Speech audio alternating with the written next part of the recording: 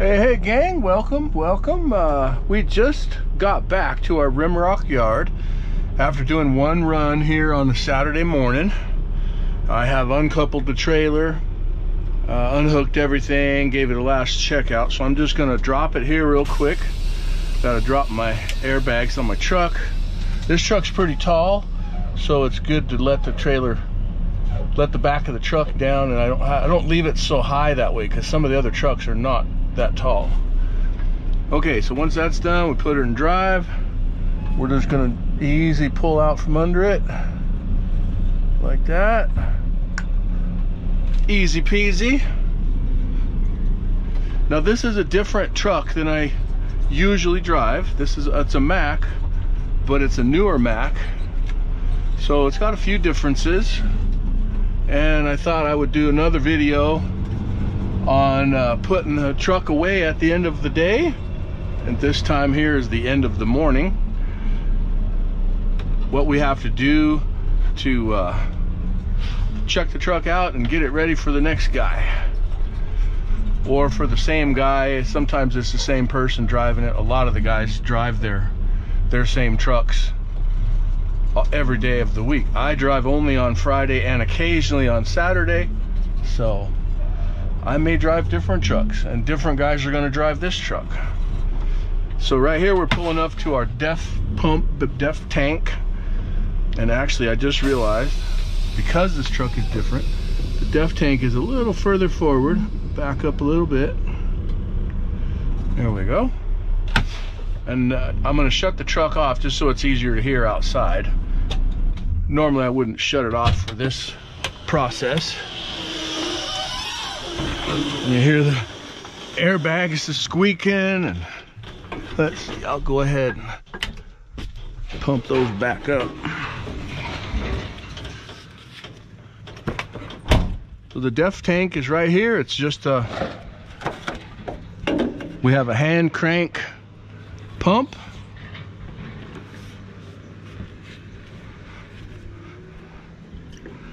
DEF is diesel exhaust fluid,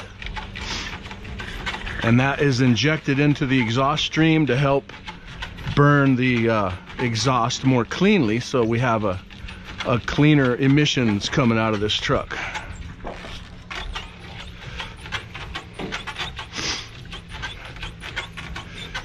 I'm going to shut this off here for just a minute until I actually finish pumping this in, then we'll start it back up. Oh, we're full already. I don't have to stop. I filled it up yesterday, and since I only did one run today, it didn't take very much. Usually it takes about 90 pumps, 90 cranks of the handle. That took about 20.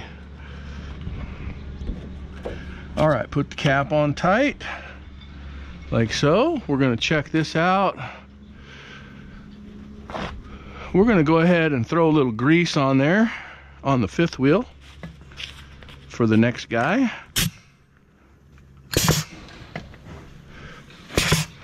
Got our grease gun here. Come on. Oh, she's all tangled up. There we go.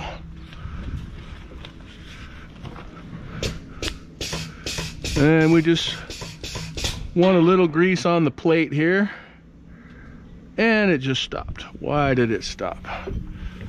The airline blew off. I didn't have it on there good enough, apparently. Try that again.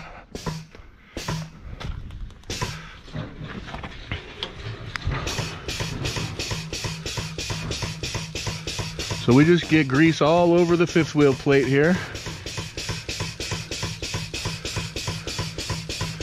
Some inside here where the locking bar is.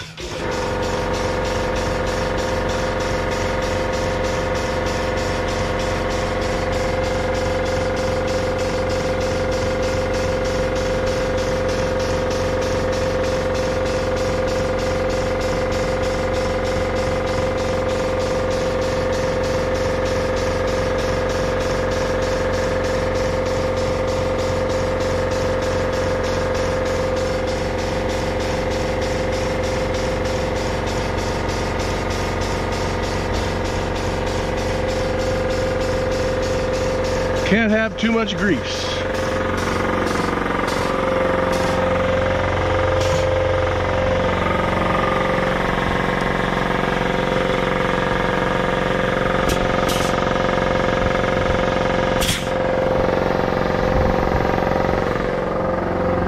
Okay, once that's greased, we're gonna pull around to the top of the, well, I will pull over by my pickup truck and drop off some of my gear, and then we'll go up top and get fuel. Alrighty guys, we are climbing the hill up to where the fuel station is and the parking place. This is what they call the floor, or the platform over there, where the trash is piled up before it gets loaded into the big bulk trucks.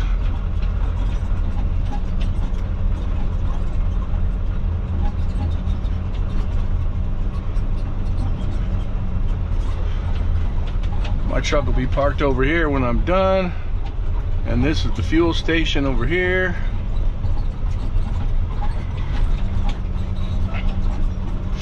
Get a nice long drink of diesel.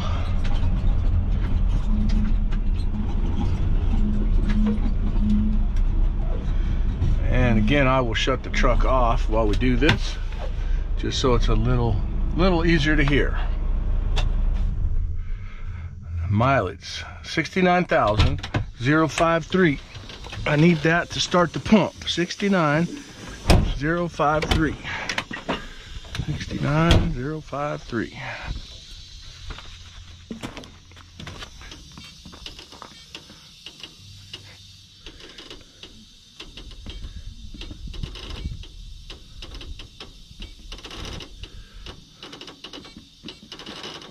Three,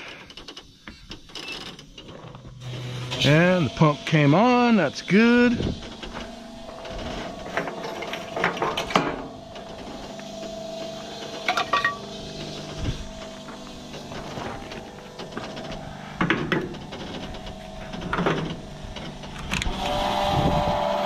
There we go. Well, that'll take a few minutes to fill up. We'll probably take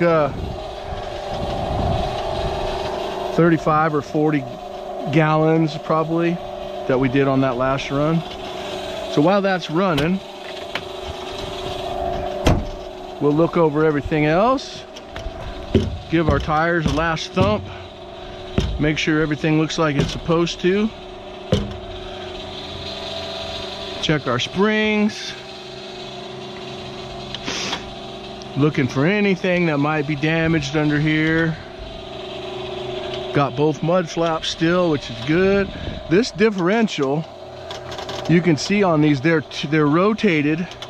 So what's called the fifth or the third member, which is this part here that goes down inside, that has all the gears and everything, mounts in from the top, and then you've got an electric box here that combines. You can join the two differentials together for more traction, and these also have a locker in them, so you can lock it together for even more traction. And that's because this truck is built for off-road, made for real harsh type of environments. So just as a quick little comparison, this is the differential on one of the standard trucks. This one happens to be a Freightliner, not a Mack, but the Mack is configured very much the same. On these, the differential is not rotated up like on that truck there, the one I was driving. So the drive shaft comes in straight from the back, which is a much more traditional arrangement. And up on the front, there's another differential. And there is a gearbox, an interlock box, so you can lock the two differentials together for more traction. But this truck does not have lockers in the differentials. So even though you can lock the two together, you can't lock the axles. So slightly different. Checking our springs. Tires a good whack. Everything looks good. I'm also, as I'm looking across, I can see my brake linings in there on the other side on both wheels. I have to see from this side here for that other side, but I can see it in there. We have lots of brakes on there. Checking the frame, check all along the frame rails. Make sure the mounts for the tanks are secure. I'm gonna go ahead and take this off. I'll be filling this side up here in a little bit. Also, you'll notice this truck has a hydraulic kit on it. That's a big hydraulic tank over there. Don't want to mess up and put diesel in the hydraulic tank. But that is so this truck can operate what's called a walking floor trailer. That it doesn't empty the same way that our trailers that I just took down empty. Those trailers go on a tipper, and that's how they get dumped. A walking floor has a hydraulic floor, and the boards, it's not boards, but they're sheet slabs of metal, and each alternating one will move. It lifts up and then moves towards the rear of the trailer and then drops down. And then as it pulls back, the next one on the other side lifts up and moves toward the back of the trailer and then drops down. And so it's doing a process like this, and it just walks the trash out of the trailer.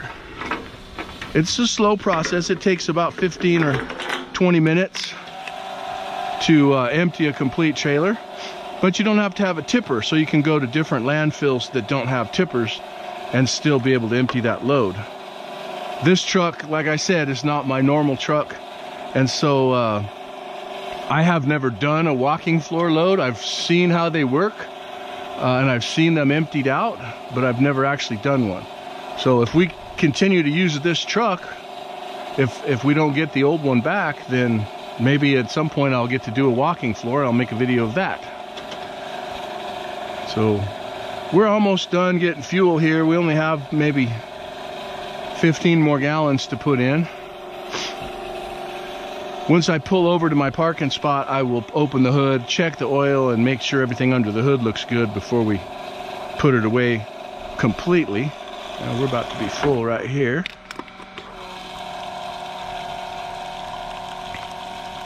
I always try to top these off as much as I can get in there for the next guy. You never know. I mean, the truck can easily do 3 runs on one fill up, but if you're on a windy day, you're pushing a headwind, or you run 2 or 3 really extra heavy trailers, then you use a little more fuel, and it's nice to have those extra gallons in there.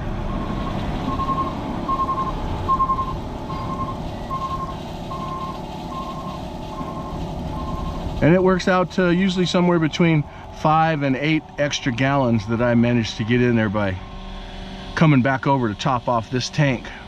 The tanks gravity feed into each other, and so while I'm filling the other one, this one's actually bleeding down a little bit, so there's always still some more room in here when I come back over. Now it's going to be plumb full, just like that. Put our cap on. Come on, baby. There you go. The pump will shut off automatically. Let's see how much fuel we got today. 46.5 gallons, which is about right for one run. I mean, it's exactly right for one run. Normally when I do a 3-run day, I'm right about 120 gallons, something like that. So right where we should be.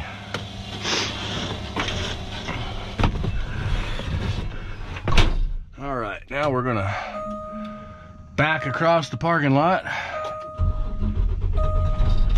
to our parking spot, and I'll open the hood and we'll check the oil and everything under there before we call it good. I'll be with you in just a second. We are parked. This is where the truck is going to stay. I'll show you kind of from back here. This was one of the other drivers. There's another truck that parks on that side over there. Plus we usually have this one and maybe one more up here that's already pre-staged with some recycle trailers. So we're gonna go ahead and give this guy a check out under the hood.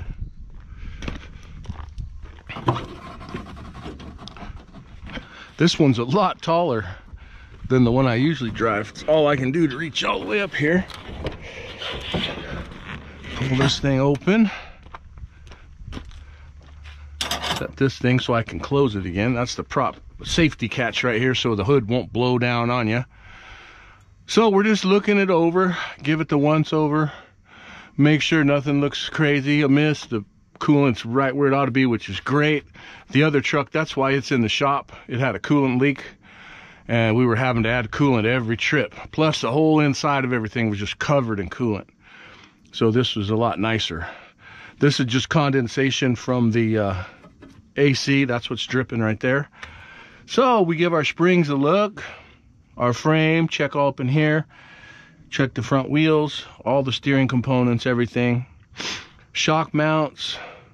I'm looking at hoses, all kinds of connections. There's air lines, there's air intakes, coolant lines, radiator hoses, belts. I can see belts back in here. Just looking at everything, making sure nothing looks damaged or loose or in any way it shouldn't look. We'll come back over here and we'll check the oil. I checked the oil this morning when I started and it was perfect. I assume it's going to be perfect again.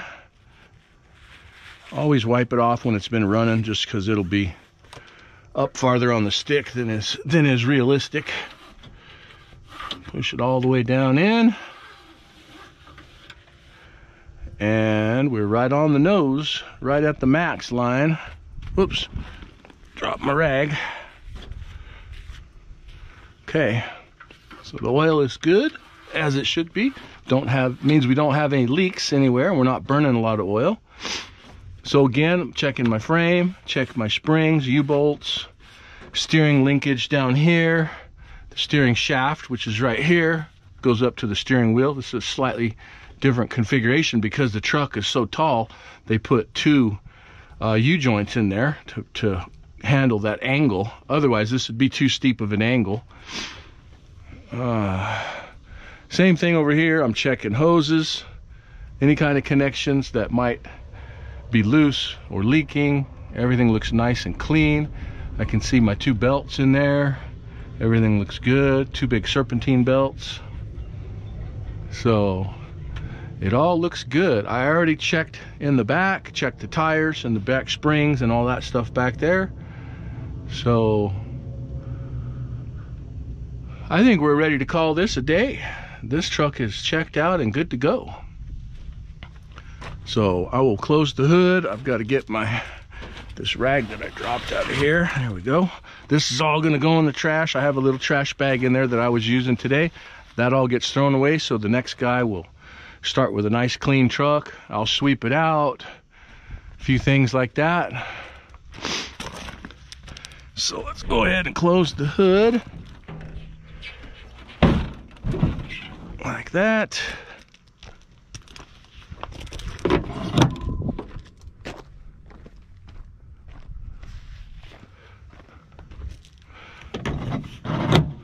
All right, and we're going to call it a day. Thank you all for watching the video. I hope you enjoyed it. I hope it was somewhat informative and maybe a little bit educational. And I will catch you later.